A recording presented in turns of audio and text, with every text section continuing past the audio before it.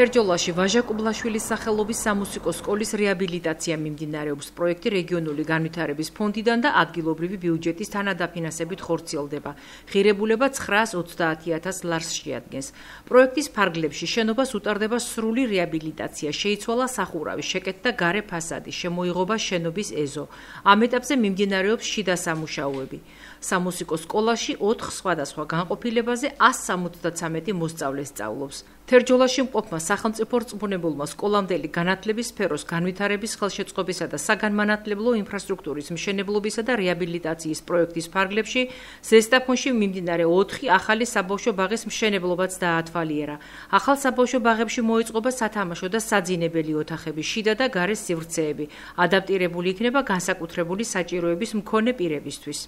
ინფრასტრუქტურული პროექტების მონიტორინგის მიზნით ვიმყოფებოდით თერჯოლას ზესტაფონის მუნიციპალიტეტებში, სადაც მოვინახულეთ საგანმანათლებლო ინფრასტრუქტურული პროექტები. კერძოდ თერჯოლაში სრული რეაბილიტაცია უტარდება სამუსიკო სკოლას, გათვლილია 175 ბავშვზე. ამჟამად მიმდინარეობს შიდა სამუშაოები, ეწყობა ცენტრალური გათბობა და სველი წერტილები.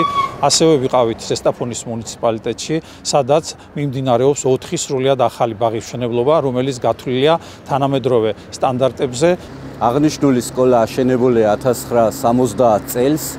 აშენების დღიდან ამ სკოლას არანაირი სარეაბილიტაციო სამუშაოები არ ჩატარებია, იყო ამორტიზირებული და რეგიონალური განვითარების ფონდიდან გარდამავალ პროექტს ვახორციელებთ, რომელიც იქნება დასრულებული 2025 წლის პირველ ნახევარში.